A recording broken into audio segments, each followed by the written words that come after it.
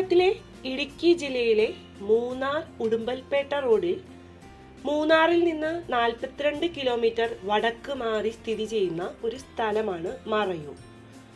പ്രകൃതിദത്തമായ ചന്ദനക്കാടുകളും പ്രകൃതി രമണീയമായ പ്രകൃതിദത്തമായ സ്ഥലങ്ങളും മാറ്റി നിർത്തിയാൽ മറയൂരിലെയും കാന്തല്ലൂരിലെയും പ്രധാന വിളയായ വിസ്തൃതമായ കരിമ്പൻ കൃഷിക്ക് മറയൂർ അറിയപ്പെടുന്നു. ഇവിടെ ഏകദേശം 2500 ഏക്കറിലധികം സ്ഥലത്ത് കരിമ്പൻ കൃഷിയുണ്ട്. അത്തരം കൃഷിയുടെ ഒരു ഉൽപ്പന്നമാണ് മറയൂർ ശർക്കര എന്ന ലോകപ്രസിദ്ധമായ ശർക്കര.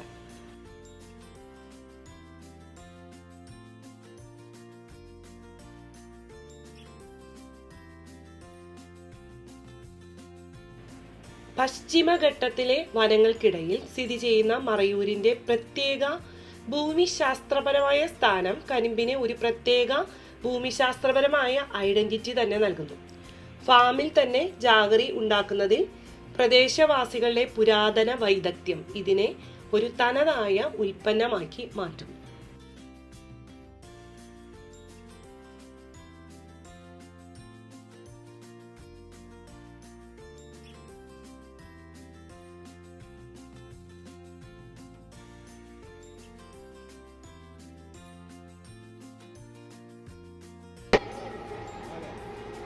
ഫാമിൽ തന്നെ പരമ്പരാഗത രീതിയിൽ ഉണ്ടാക്കുന്നതാണ് ഈ മറയൂർ ശർക്കരയുടെ ഒരു പ്രത്യേകത. ശർക്കര ഉൽപാദനം ഇവിടെ ഒരു കുടിൽ വ്യവസായമാണ്.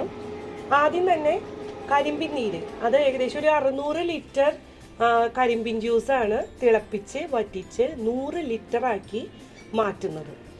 ഒരു തവണ 600 ലിറ്റർ കപ്പാസിറ്റിയുള്ള കൂറ്റൻ പാത്രങ്ങളിൽ കരിമ്പിൻ നീര് തിളപ്പിച്ചെടുക്കും. കരിമ്പ് ജ്യൂസ് എടുത്ത ആ ചണ്ടി ഉണക്കിയെടുത്തിട്ടാണ് നീര് തിളപ്പിച്ച് വറ്റിക്കുന്നത്. അത് ഉണക്കാനുള്ള സംവിധാനം ഫാക്ടറിക്ക് അകത്ത് തന്നെ ഉണ്ട്. 4-5 തവണ ഫിൽട്രേഷൻ കഴിഞ്ഞിട്ടാണ്, പല രീതിയിലും ഫിൽട്രേഷൻ കഴിഞ്ഞിട്ടാണ് നമുക്ക് ആ രൂപത്തിലുള്ള ഉരുള പോലെയുള്ള ശർക്കര ലഭിക്കുന്നത്. ലോകത്തിലെ ഏറ്റവും മധുരമുള്ള ശർക്കരകളിൽ ഒന്നാണ് മറയൂർ ശർക്കര. സമീപത്തെ കാന്തല്ലൂരും ഇവിടെ ഉൽപ്പാദിപ്പിക്കുന്ന മറയൂർ ശർക്കര എന്ന പ്രത്യേക തരം ശർക്കരയ്ക്ക് പേരുകെട്ടത് തന്നെയാണ്. ലാബോറട്ടറി അനാലിസിസിൽ അതിന് 97% പഞ്ചസാര അടങ്ങിയിട്ടുള്ളത് കൊണ്ടാണ് ഏറ്റവും മികച്ച ശർക്കര എന്ന് പറയുന്നത്. ഇതിന്റെ ഗുണമേന്മയ്ക്ക് കാരണം താപനിലയിലെ പ്രത്യേകതയും ഭൂമിയുടെ pH മൂല്യവുമാണ്.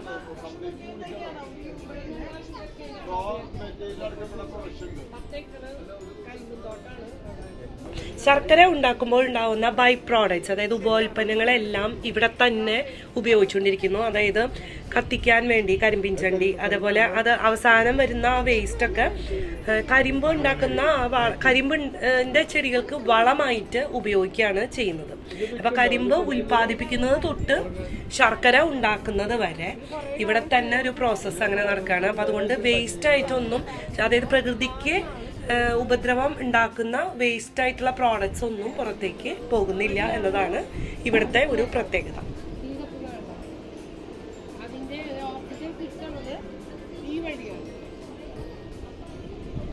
നിങ്ങൾ മറയൂര് സന്ദർശിക്കാൻ പദ്ധതി ഇട്ടിട്ടുണ്ടെങ്കിൽ എന്തായാലും ഈ ശർക്കര ഉണ്ടാക്കുന്ന ഫാക്ടറി സന്ദർശിക്കണം, ആസ്വദിക്കണം. കൂടാതെ കരിമ്പ് വിളവെടുപ്പ് സീസണിൽ നിങ്ങൾക്ക് മറയൂരിലെത്താൻ ഭാഗ്യമുണ്ടെങ്കിൽ ഇത് നിർമ്മിക്കുന്നത് നിങ്ങൾക്ക് എന്തായാലും കാണാൻ സാധിക്കുകയും ചെയ്യും. സന്ദർശകർക്ക് ഉൽപ്പന്നങ്ങളും 3-4 തരത്തിലുള്ള ഉൽപ്പന്നങ്ങൾ അവിടെ നിന്ന് തന്നെ മിതമായ വിലയ്ക്ക് വാങ്ങാനും കിട്ടും. ഇതുകൊണ്ട് നമുക്ക് പല രുചികരമായിട്ടുള്ള വിഭവങ്ങൾ ഉണ്ടാക്കാം. ഈ ശർക്കര ഉപയോഗിക്കുന്ന ഏറ്റവും മികച്ച വിഭവങ്ങളിൽ ഒന്നാണ് മറയൂർ ശർക്കര പായസം. ചില പ്രത്യേക ക്ഷേത്രങ്ങളിൽ ഈ ശർക്കര ഉപയോഗിച്ച് ഉണ്ടാക്കുന്നുണ്ട്. നമുക്കിവിടെ ഈ ശർക്കര ഫാക്ടറി കണ്ടു കഴിഞ്ഞ് വന്നാൽ ഇവിടെ ഓഫീസിൽ ശർക്കര ടേസ്റ്റ് ചെയ്യുന്നുണ്ട്.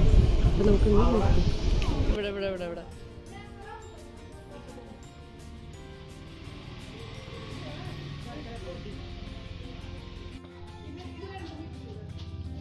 ചുക്ക് ചേർന്നിട്ടുള്ള ശർക്കര, നമ്മുടെ ശർക്കര വരട്ടിയില്ലേ ആ ഒരു ടേസ്റ്റ്. അവിടെ തന്നെ ശർക്കര പോലെയല്ല, വേറെ ടേസ്റ്റ്.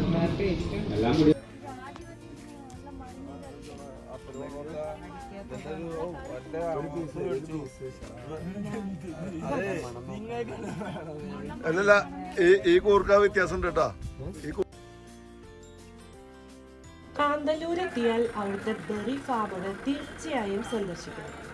കാരണം പഴങ്ങളുടെയും പച്ചക്കറികളുടെയും നാടാണ് കാന്തല്ലൂർ. സമുദ്രനിരപ്പിൽ നിന്ന് ഏകദേശം 5000 സംസ്ഥാനത്ത് സാധാരണയായി കൃഷി ചെയ്യാത്ത ആപ്പിൾ പോലുള്ള പഴങ്ങൾ പ്രകൃതിദത്തമായി കൃഷി ചെയ്യുന്നതിനുള്ള ആ ഒരു കാലാവസ്ഥ കാന്തല്ലൂരിലുണ്ട്.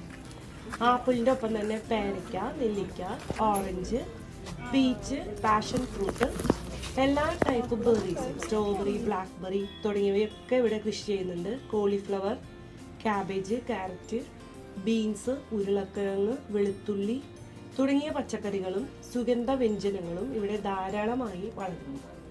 കല്ലൂർ ഇതുപോലൊക്കെ നിങ്ങൾ ഫാമിൽ എത്തിക്കഴിഞ്ഞാൽ എന്തായാലും അവിടെ നിന്ന് പാഷൻ ഫ്രൂട്ട് വാങ്ങിച്ച് കഴിച്ചോളൂ. എന്ന് വെച്ചാൽ ഇവിടുത്തെ പാഷൻ ഫ്രൂട്ട് പോലെ ആ പുളിയൊന്നുമില്ല.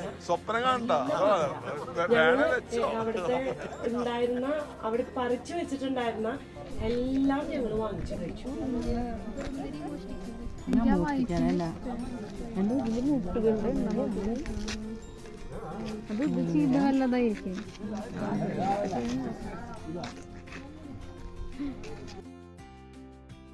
ആ ചോപ്പ് കണ്ടത്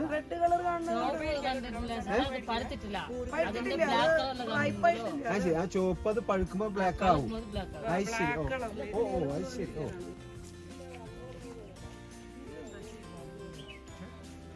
ജോർജ്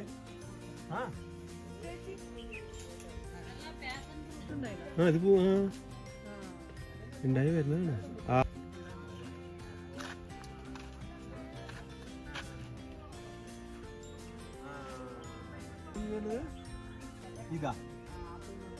ഇതല്ലേ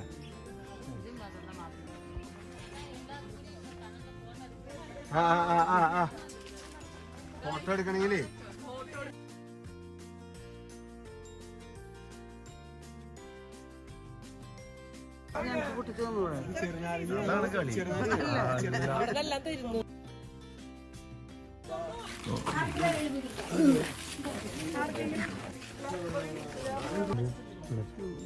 ചാണകം മാത്രമേ ഇടുള്ളൂ.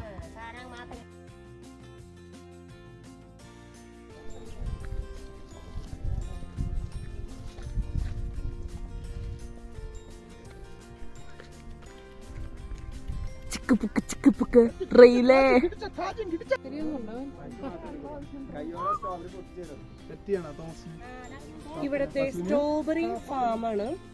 സ്ട്രോബെറി ഇത് ഒരു കീടനാശിനിയൊന്നും വലിക്കാണ്ടുണ്ടാവുന്ന സ്ട്രോബെറി, നാടൻ സ്ട്രോബെറി, ചാണകം ഇട്ടിട്ടാണ്. അത് ഇവിടെ തൊഴുത്തൊക്കെ ഉണ്ട്. ഒരു കുഞ്ഞൊരു പശു അല്ലേ, പശു ഉണ്ട്. കൗഡങ്ങാണ് ഇതിന് ഉപയോഗിക്കുന്നത്. ഈ വളമായിട്ട് ഉപയോഗിക്കുന്നത് ഓൺലി ചാണകമാണ്. അത്ര അധികമൊന്നുമില്ല. ഈ നെറ്റ് ഇടുന്നതിന്റെ ഉദ്ദേശം എന്താ? കിളി കൊണ്ടുപോകാൻ. ഓ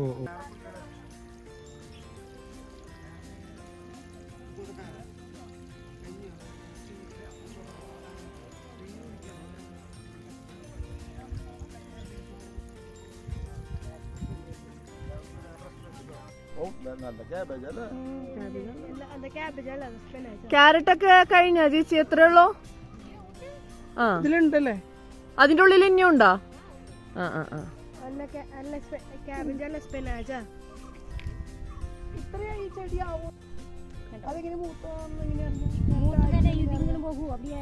ഇല കരിഞ്ഞു കൊടുക്കും.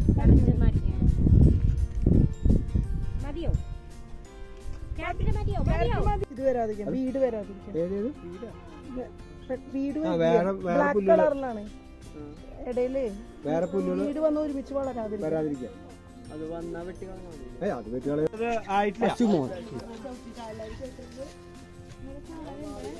തുറന്ന്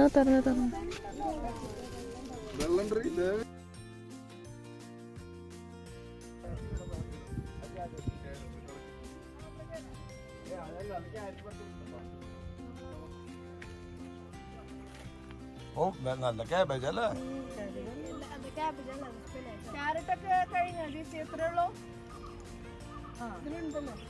അതിനുള്ളിൽ ഇനിയുണ്ടോ?